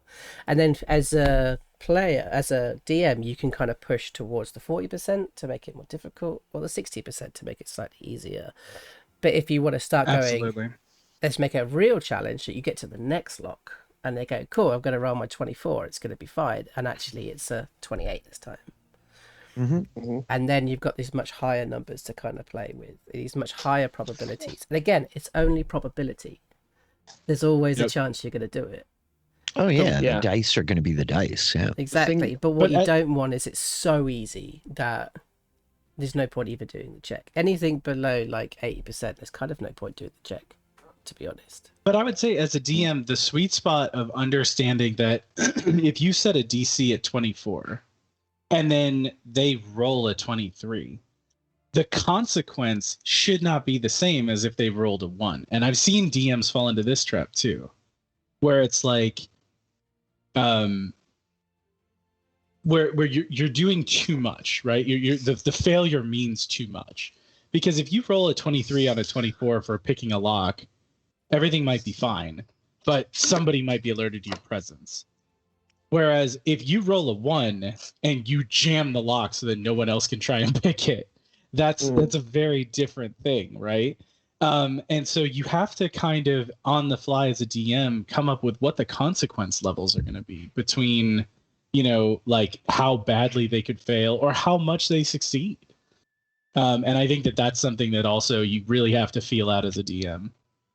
Yeah, I feel like that's something that you get more comfortable eyeballing as you get more experience behind the screen, really. There's just something I wanted to add on to what you were just saying, Joe, about like that kind of sweet spot between 40 and 60% in terms of success and failure. So when I ran the Frost Maiden session, I used those tables like religiously to plan the battle out, and because there were certain monster features I wanted to make sure were hitting the players enough but not too much and were hard enough to escape and everything else. And the thing that I had noticed that came out of that, because again I was using this thing of party averages, it's like, so we've got 2 wizards but we've also got a paladin and a strength-based ranger, so it's like if there's a strength save that the whole party is going to have to make, what looks like 50% to the ranger or the paladin is actually more like 30% for the wizards. And the thing I found is that by using the party average, then you could, like, if you lean towards the 60% using a party average, then what it does is it forces specialization and it forces the spotlight to move around. Yep. Like, if it's a group check, obviously everybody's got to make that, but the paladin and ranger might make it a turn earlier, and then they can give the wizards advantage on their check by helping them. Yeah. And then later when a knowledge check comes up that maybe the whole party has to make, it's like that's when the wizards, or like it has to be made in order for the whole party to progress. By using the party average and leaning towards 60%, it's like, okay, well, any of us has a chance of pulling this off, but it's going to be much more difficult for the barbarian than it is going to be for the cleric. Yeah. And like you said about advantage there, I don't think we quite, I mean, I had a shock of my life when I worked out what advantages actually do in terms of probability. Oh, it's nuts, right? It's nuts. It's insane. So people who watch this channel when we were doing it before, we would have the advantage comes to the players. And we used to say, hey, let's just re-roll and take advantage. And I was like, hang on a minute, I'm giving these guys double advantage because they could like fail on one and then roll again with advantage and take the advantage. And this is an insane probability that I'm giving them. So actually, yes, Josh, if we can get one person to be successful and they can go out and help the other guys to get the advantage, to be able to get out. It has this domino effect of, The funny thing is, in the book, they list an advantage as equivalent to a +5. So, and that's definitely evident with like the observant feat. I think it is where you have advantage on your perception checks, or I forget which one it is. And instead you get +5 to your passive perception. And it also comes into place elsewhere where they said if you have advantage, add 5 instead. And really, that's not enough of a skew for how powerful advantage is. No, not even close. Yep. Yeah, and it's actually only in a very small spot that actually it's +5. I think it's somewhere between 13 and 16 as your target number. That actually is +5. It becomes less going up, going higher, and less going lower on that spot. Yeah.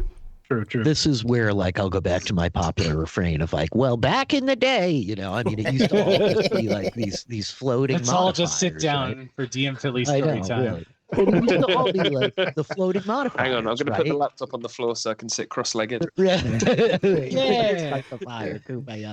But it used to be like these floating modifiers, right? You get +2 for flanking, +1 for higher ground, plus this, plus that, plus that, plus this.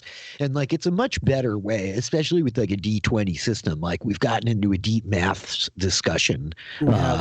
Which I kind of love. We don't love crunch, but let's break out the probability. We don't love crunch, but here's the crunchiest thing you can have. So you want to give us a dissertation on Thaco? Yeah, really. Because I've heard 5 people describe it. I still don't understand it. We can define Thaco, but not why kids love Cinnamon Toast Crunch. Modifiers still have a place in 5th edition, and you see them in the rules for cover. And they're really useful, and you see them like quietly in the rules for a handful of spells that are like affecting armor classes in various ways, +2, plus this, plus that. Like, it's a great thing that I think contemporary DMs who pick up 5th edition books don't recognize is like a tool that they have in their toolbox to be like, we don't need to exclusively paint with these brushes of advantage and disadvantage, because they are hugely powerful whichever way we're like swinging with them. And so to say you get +2 on your attack roll, you get +3, or you get -5, like, these are really, really potent ways to like affect the probability of rolls that your players are making. I'm going to take that, and I'm going to absolutely use that. Thank you, DMFilly, for that. Because I've been thinking recently about height and about we talked about height earlier, about firing from height, because I was playing the new Baldur's Gate, and in that, if you're in a height position and you're firing, you get extra bonuses for firing on targets. I was like, I need this. I actually need this in D&D. Like, how do I take this thing from a D&D computer game and I need it in the D&D tabletop? And you've just answered it. The floating bonuses. The downside, of course, is like it's another thing for us to track, along with concentration and spell durations and the initiative tracker and all of that, right? That's why these things fell off over time. And like advantage is so much easier to say, just roll 2 20s. You know what I mean? But then I think it's that thing of it's up to the players. Then I always say to my guys, if you want something special, like, you need to keep track of it. Because I've got a lot to think about. So actually, if they're going, I want to look for high ground, can I find some high ground? Do you know what I mean? That becomes their first action of the battle, then looking for the high ground.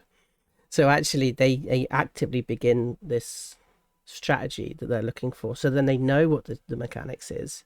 They've probably got a button on their character sheet in Roll20 that they just press because they know they've got high ground, because that sort of stuff is now so easy to do on Roll20.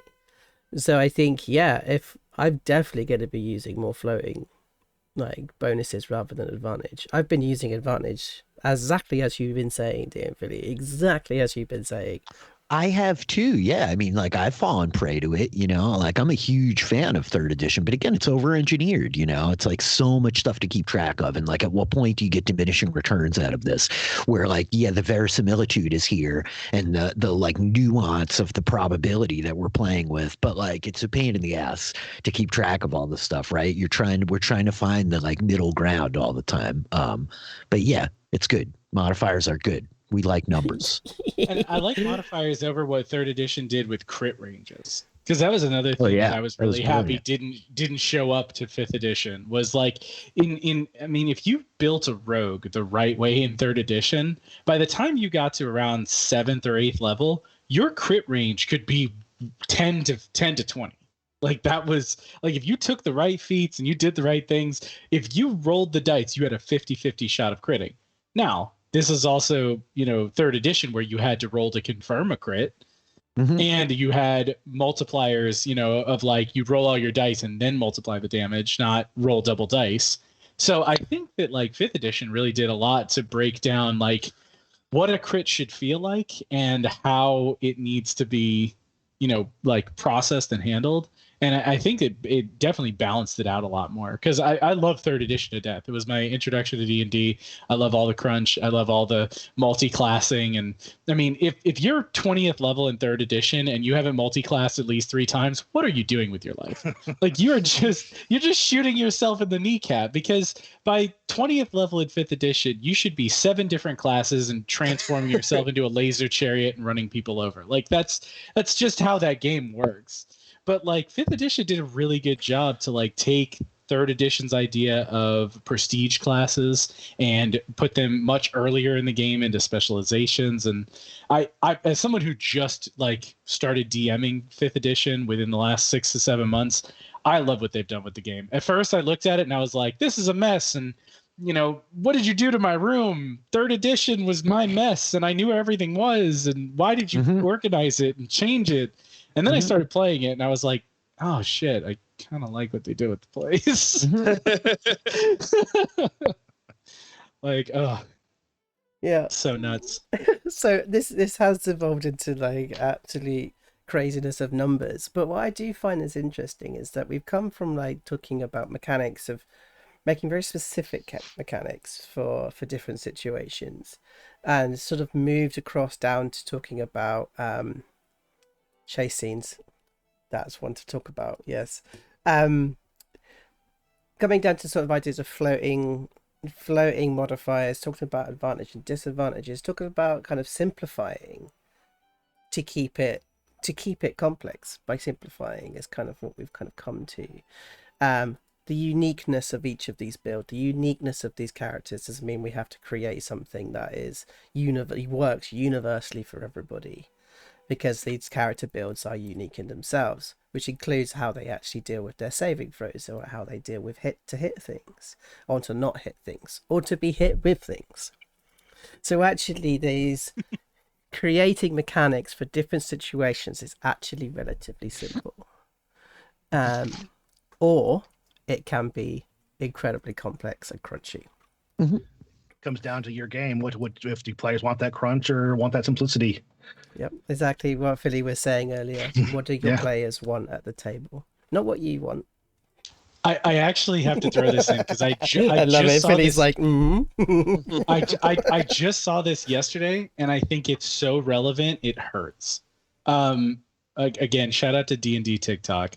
This guy does a D&D TikTok, and he also runs like a middle school D&D thing where like he goes and gets like 50 teenagers together and breaks them out into groups and has them play. He said, I was walking by a table the other day, and this kid they're fighting a dragon. And I noticed that the kid is not recording hit points for the dragon. He goes, I didn't want to break the flow. I didn't want to interrupt him. I didn't want to call him out. So I waited until everybody was done and everybody was breaking away. And I called him over and I said, hey, I noticed you weren't recording hit points for that dragon. What's up with that? And he goes, yeah, no, I don't record hit points for any of my boss monsters. And he goes, how do you know when they're dead? And he goes, they die when they're not fun to fight anymore. And I was like, what? From the mouths of babes. Whitney Houston was right. Children are the future. Yep, from the mouths of babes. He said, never let your players know that you're doing that, but that is a fair and valid way to run a boss fight. Yeah, absolutely. Anyways, if we're ready to hit some more questions, I know one of the examples you brought up earlier, Zach, was the chase scenes and stuff like that for the homebrew systems. And some folks in chat really wanted to dive in on that. Melissa, my boy Piano Man Adam was asking about chase scenes. How do we like make it something that's more than I dash, he dashes, I dash. It's a skill check, make an athletics check, you know. Yeah. I think there's three big things to think about right off the bat in chase scenes, which is what is the capability of your vehicle? And then who's driving? Well, I mean, this one also sounds like people are on foot running. So you're fighting the band. You came up on a small band of orcs. You ambushed them, and then one of them dashes back towards the camp to report the people are there, and you got to chasing them down. Is what it sounds like from the example that was given by Melissa. If we just dash up to the log on the way, jump over, skill check, dash is because there's actually there's actually many considerations here. You're running, one, the environment, you're not looking around. Two, you like how do they try and cut you off? Do they go off in different directions? Is it best to run in a straight line, or is it best to do something else? So like you said about it can't just be a skill check, but ultimately it has to come down to a roll of some kind. Somewhere. Otherwise the monk's just going to get away. And the wizards, like the dwarf is going to be left behind. Like that's essentially what it's come down to. I did one with a chase on a horse for a cowboys sort of style D&D that I was running, and essentially I just did a really simple one, which was roll a dice, add your dex, and then I rolled. On your turn, you rolled a dice. No, that was it. At the beginning of the turn, everybody rolls with their dex mod, and that told me if you stumble and essentially don't move twice your movement, or you just assume that everyone's moving their movement. Yeah, sure. So you moved half your movement. If you crit succeed something, you move double your movement in that turn. So what you got was then the bad guys coming close and coming next to somebody who had failed. If you nat one it, you fell off your horse. Yep. And it actually that's a good way to run it. Worked really, really well, and then it became up to the imagination of the players then, because it was actually then I want to slow down so that I can get beside this guy. Yep.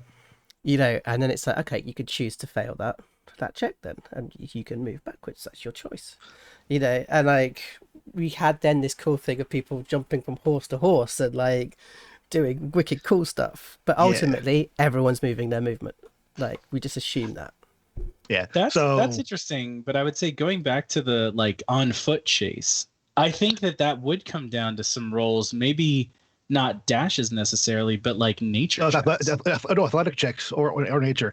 So I'm actually going to pull from Shadowrun on this one. Shadowrun has a whole section on chase scenes. Yeah, it's chase stuff. Yep. Yeah, and so now of course in this case for D&D, everyone's speed's going to be the same. But starting off with Shadowrun, for vehicles, each vehicle has their own speed rating, and that'll determine how far they can move. And so when you're in a chase scene, the turn starts up. You go, all right, so here's the speed of the vehicle, so that's how much they're going to be able to move. Then it goes to the driver to see if they can punch it more, or if they want to fall back, if they want to do those crazy turns. So similar to how how Joe was saying, start of that turn, do your check, see if do that athletics check or acrobatics check if they're going to be jumping over logs, that nature check if they're going to be able to pick out that path. At the start of the turn, get some of those set up to see how fast they're going to be able to actually go that turn. And then of course, if they want to fall back, as was an example, they want to fall back and try to stab you because you're getting too close to them, stuff like that. So, and I would say communicate with your players, because that's another thing like that is really like, if you see a player about to make a bad move, you don't have to tell them, hey, I wouldn't do that. But like, if you're like, let's say you're in that chase scene where like you're going up, you're horse to horse, and then like you get hit or something, and you have a choice. You can either fall back and get surrounded by the enemy, or maybe you cast Gaseous Form and you float away. It's like, look, you can cast Gaseous Form. It might be the safest option. Go for it. But you are going to be out of the rest of this combat. Yeah. Because you have 10 movement a turn, 20 if you dash, and we are going hundreds of miles. I think like generally like conveying like, the misalignment of player expectations is always so important when they're about to make a move that they don't really understand the consequences of. And you're like, wait a minute. Like, this is not going to land you where you want to get. Yeah. My whole thing for chase scenes. Is this your final answer? I know. Always reconsider when the DM says, "Are you sure?" Yeah, for real.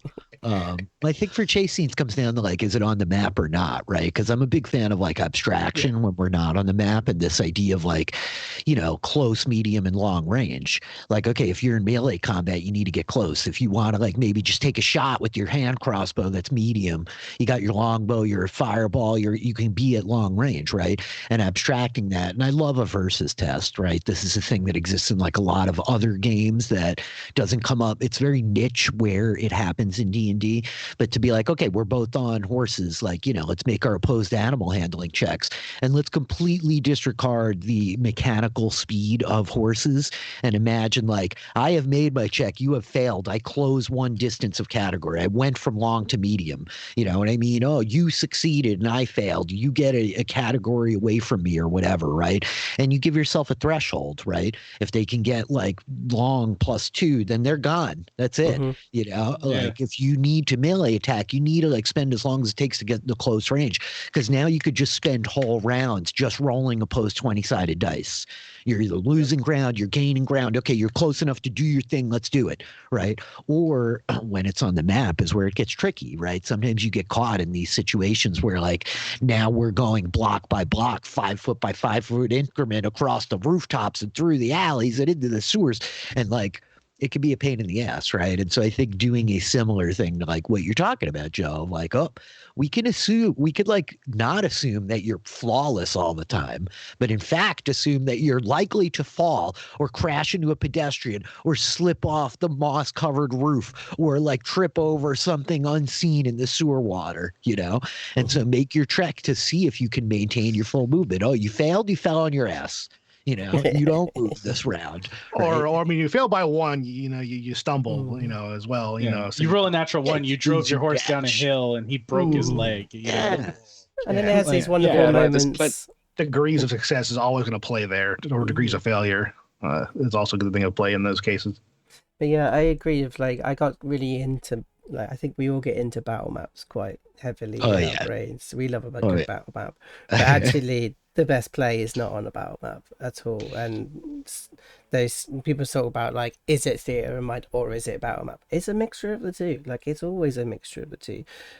You've always talked about abstraction, and it's exactly what you mean. It's just like we're always dealing in a number that is an effect, just supposed to represent an effect of something else. I do think that we have gone on quite a long journey today. Oh. From like being the old crusty Rebel DMs through to being deep fried into crunching our way through for Crunchy Nut DMs. So I think it's been a really lovely one. I think the next time we're going to be probably jumping over to I think we said it would possibly be Zach's channel next month for us to do this. Sure. Happy to host. Yeah, and so we're going through. And you know what I would say is keep an eye. Go not to plug myself too hard, but what I'd like to do for the next one is we'll announce a theme in the next couple of weeks, because I think right now our schedules, we're going to do this every month. So we'll announce what the idea or the theme is within about 2 weeks. Go follow me on Zach's Big Wave on Twitter.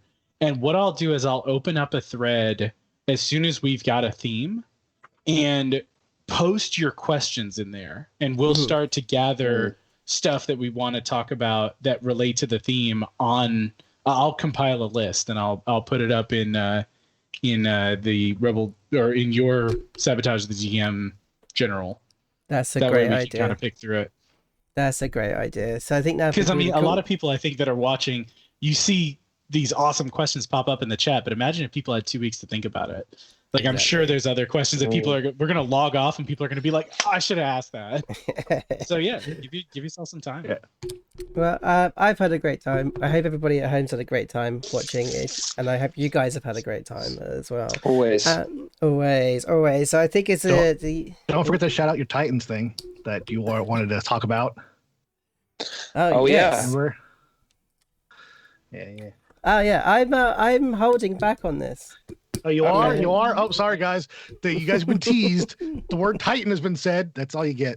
So. You must be talking about my stream on Monday nights, Firelight Tales, the Titan. Here we go. There we are. That's it. From all of the Titans. Nice save, DMFilly.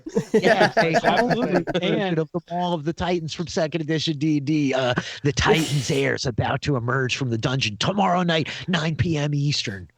Come back to our channel in about 4 hours. We'll be doing the City of Sin first arc finale over on my channel tonight.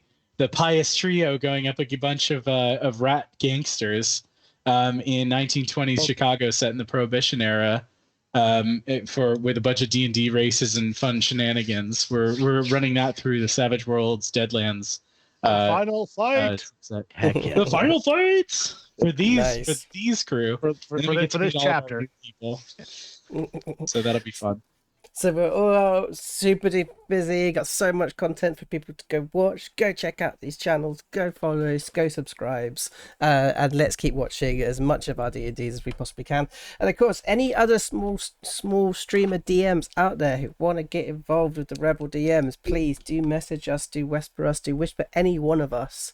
Yeah, hit us up. And please, we would love to increase the number of people on this screen and make each of these faces smaller, so we have more and more discussions talking stick eventually. We have an open spot there, an open spot here. Chat can be shrunk. I mean, exactly, loads of space. But I'm going to say keep going on. If you're a player, you can be a DM. I know you can. If you're a DM, you can be a different DM, or you can be the better DM that you are right now, or you can enjoy yourself and push a little bit harder and become something different. But always be a rebel. And we'll see you guys in about a month's time. All right. See you later. Bye, everyone. Bye, guys. Bye.